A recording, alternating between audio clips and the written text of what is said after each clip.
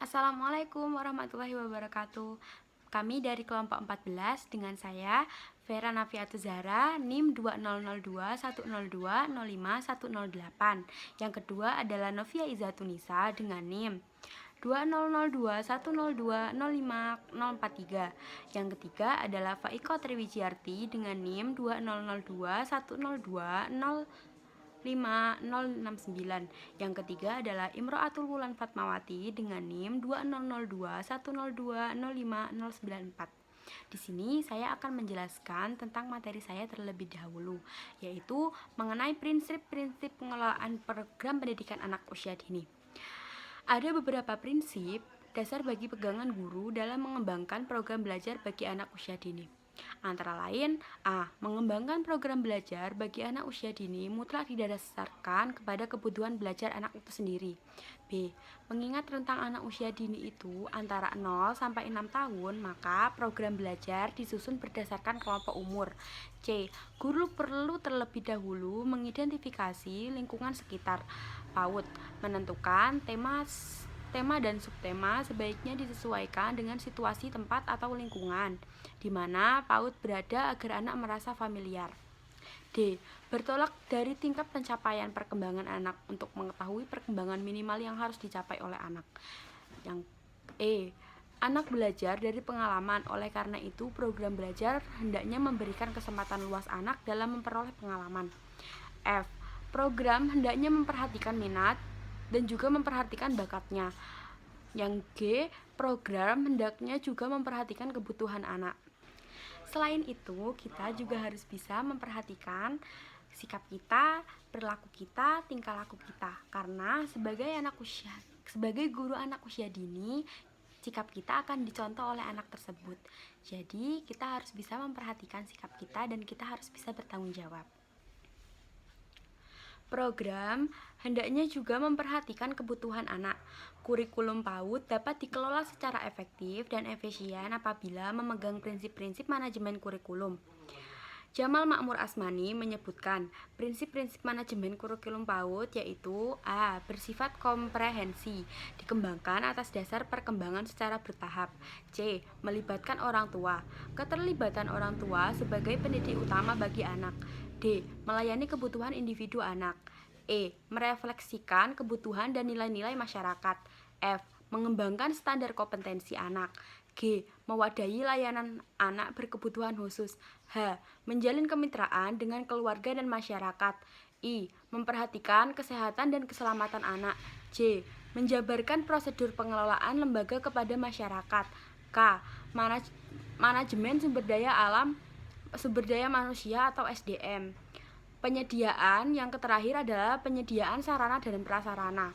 Dengan diterapkannya prinsip-prinsip dalam manajemen kurikulum PAUD dapat terkelola dengan baik dan sangat mudah untuk dikembangkan. Walaupun kurikulum PAUD telah dikelola dengan baik, bukan berarti kurikulum tersebut tidak boleh direvisi atau dikomodifikasi dan diperbarui. Selanjutnya adalah perkembangan motorik halus kasar, yaitu program pengembangan pada aspek fisik motorik seperti berjalan, berlari, melompat, dan menendang. Yang kedua adalah memanjat, contohnya seperti naik turun. Yang ketiga adalah berjalan seimbang. Yang keempat adalah menggerakkan tangan dan kaki berirama. Yang kelima adalah berjalan dengan badan merunduk di terowongan. Itu adalah jenis-jenis keaktifan anak usia dini. Yang ketiga adalah B. Perkembangan kognitif. Program pengembangan kognitif meliputi antara lain 1.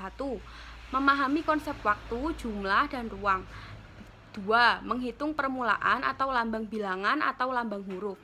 3. Bermain pura-pura dalam bermain atau simbolis, hanya simbolis saja. Yang keempat, mengamati objek dan mengembangkan rasa ingin tahu anak. Yang kelima yaitu belajar mencari alternatif pemecahan masalah sederhana. Selanjutnya yaitu pengembangan bahasa. Pengembangan aspek bahasa yaitu mendengar, berbicara, membaca, dan menulis permulaan. Meliputi 1. Belajar mendengar dan membedakan bunyi bahasa. Belajar mengerti perkataan orang lain. Belajar memahami perintah atau suruhan dan ajakan. Yang keempat adalah belajar menggunakan kata-kata dan kalimat sederhana untuk berkomunikasi. Dan yang terakhir adalah belajar bertanya dan menjawab pertanyaan. Jadi kita juga harus bisa memperhatikan keaktifan anak itu sendiri. Jadi kita juga harus bisa memperhatikan aspek-aspek tersebut. Sebab anak PAUD sangat perkembangannya sangat cepat sekali. Mereka gampang menyerap lingkungan yang ada di sekitarnya. Jadi kita harus bisa mengontrol anak itu sendiri. Selanjutnya, materi selanjutnya akan disampaikan oleh teman saya. Perkembangan emosional dan sosial. Perkembangan emosional. Program dibuat untuk mengurangi atau paling tidak mengalihkan bentuk emosi berlebihan. Sebagai contoh, peranan marah adalah sifat manusiawi, tetapi jika dibiarkan dan tidak diarahkan bisa berlanjut kepada tindakan membanting, melempar, bahkan memukul. Perasaan malu wajar dimiliki setiap orang, tetapi malu berlebihan akan membuat anak menarik diri dari dunia luar atau bisa disebut mengurung diri. Perkembangan sosial. Perkembangan aspek sosial dimaksudkan agar anak mampu beradaptasi dengan dunia luar. Tujuan mengembangkan aspek sosial emosi adalah belajar memahami perasaan diri sendiri, tanggung jawab terhadap diri sendiri, dan tanggung jawab terhadap orang lain, serta bagaimana berperilaku prososial. Faktor penentu pengelolaan lembaga PAUD bermutu. Pertama, adanya semangat belajar dari anak-anak di PAUD. Kedua, adanya kerjasama antar sesama pendidik dan antar sesama guru di PAUD harus selalu menjalin kerjasama. Ketiga, ukuran kelompok dan rasio pendidikan. Jumlah maksimal adalah usia lahir 1 tahun adalah 8 anak. 8 anak dibagi dalam 2 kelompok kecil, masing-masing 4 anak yang dibimbing oleh masing-masing 1 pendidik. Jumlah maksimal anak usia 3-4 tahun adalah 20 anak yang dibagi dalam 2 kelompok kecil, masing-masing 10 anak dengan dibimbing pendidik masing-masing 1 orang.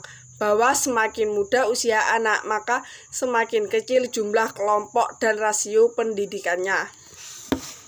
Terdapat peran dari masyarakat. Saat ini tidak sedikit PAUD yang terletak di tengah-tengah pedesaan masyarakat sekitarnya yang sangat mendukung dengan keberadaan PAUD tersebut. Kelima, adanya sikap saling terbuka antara pendidik dan orang tua. Orang tua mempercayakan penuh pendidikan anak usia dini mereka pada PAUD, dan pihak dari PAUD juga tidak akan mengecewakan kepercayaan itu. Salah satu bentuk untuk menghormati orang tua yaitu dengan adanya sikap saling terbuka antara pendidik dengan orang tua. Jadi yang terpenting di PAUD adalah sikap saling terbuka antara semua pihak, terutama guru dengan orang tua, karena dengan hal itu pembelajaran akan berlangsung secara baik. 6. Adanya kerjasama antara guru dengan orang tua.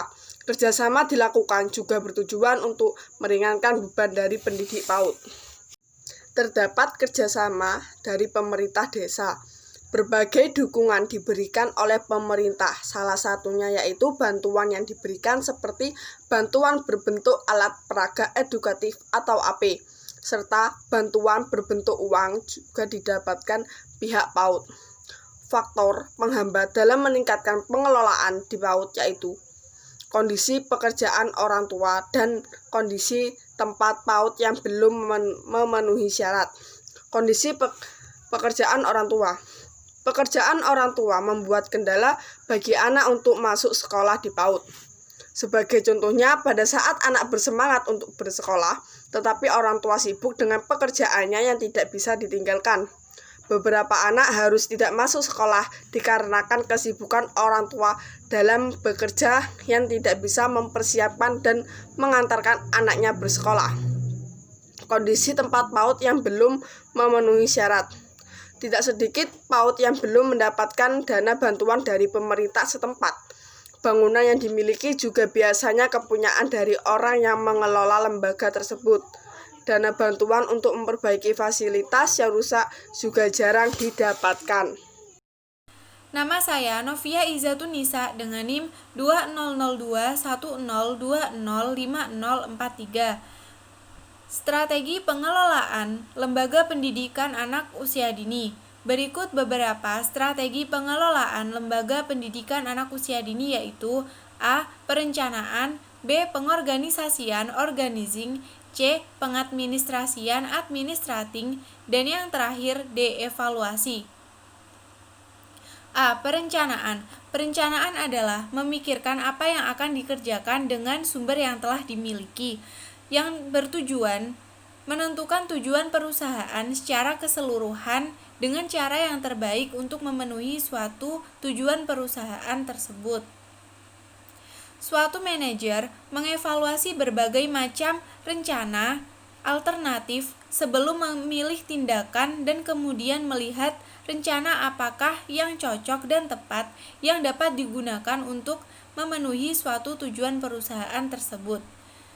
Di dalam perencanaan suatu lembaga atau sekolah dikenal dengan sebutan kurikulum, yang diartikan sebagai seperangkat rencana dan pengaturan mengenai tujuan, isi, dan bahan belajar, serta cara yang digunakan sebagai pedoman penyelenggaraan pembelajaran untuk mencapai suatu pendidikan. Yang tentunya, suatu kurikulum harus disesuaikan dengan perkembangan usia anak.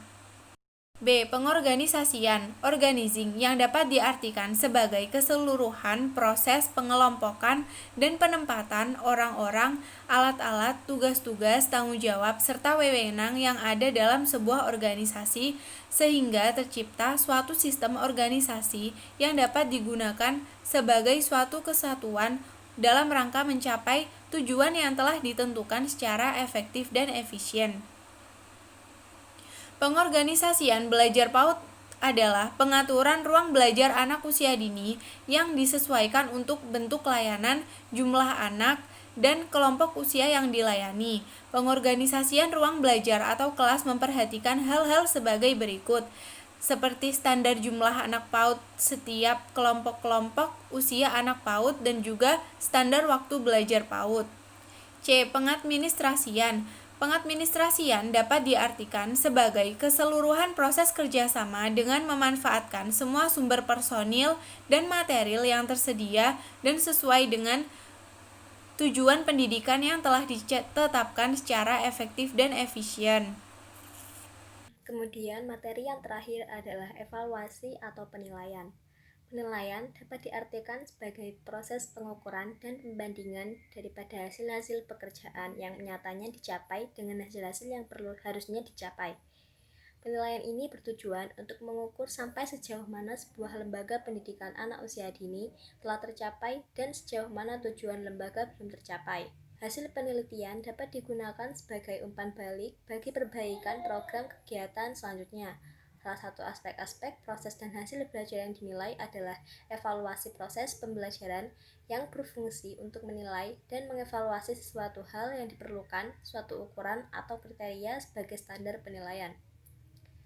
Adapun standar penilaian proses pembelajaran yang berkaitan dengan pelaksanaan pembelajaran pada satuan pendidikan untuk mencapai standar kompetensi lulusan yang terdiri dari pertama kurikulum atau materi, kedua strategi dan metode mengajar guru, ketiga sarana pendidikan atau media atau sumber belajar, keempat sistem administrasi, dan yang terakhir aktivitas belajar siswa. Kemudian kesimpulan. Yang dapat kami simpulkan dalam materi pengelolaan lingkungan belajar kanak-kanak, terdapat beberapa materi yang kami jabarkan atau kami jelaskan, seperti prinsip-prinsip pengelolaan program pendidikan anak usia dini, di mana tentunya terdapat beberapa prinsip-prinsip yang termuat dalam materi yang kami jabarkan di atas. Yang kedua, terdapat pokok pembahasan tentang faktor penentu pengelolaan lembaga PAUD bermutu, di mana salah satu faktor tersebut yaitu adanya kerjasama antar para pendidik dan adanya semangat belajar anak. Dan yang ketiga yaitu strategi pengelolaan lembaga pendidikan anak usia dini yang terdapat 4 pokok bahasa yaitu perencanaan, pengorganisasian, pengadministrasian, dan evaluasi. Kemudian saran. Bagi para pendidik atau guru diharapkan untuk lebih mempelajari, mengetahui, serta memperdalam mengenai materi pengenalan lingkungan Maksud saya, pengelolaan lingkungan belajar kanak-kanak di mana di dalam materi tersebut memuat berbagai strategi pengelolaan lembaga PAUD dan juga faktor-faktor penentu pengelolaan PAUD bermutu yang pastinya disesuaikan terhadap rancangan sistem pendidikan yang dijalankan oleh suatu lembaga pendidikan anak usia dini agar suatu lembaga tersebut dapat berkembang menjadi lebih baik dan bermutu serta layak dipergunakan bagi pendidik untuk mendidik anak usia dini. Sekian presentasi dari kelompok kami. Mohon maaf apabila ada kesalahan kata atau tutur kata yang kurang sopan. Terima kasih atas perhatiannya. Wassalamualaikum warahmatullahi wabarakatuh.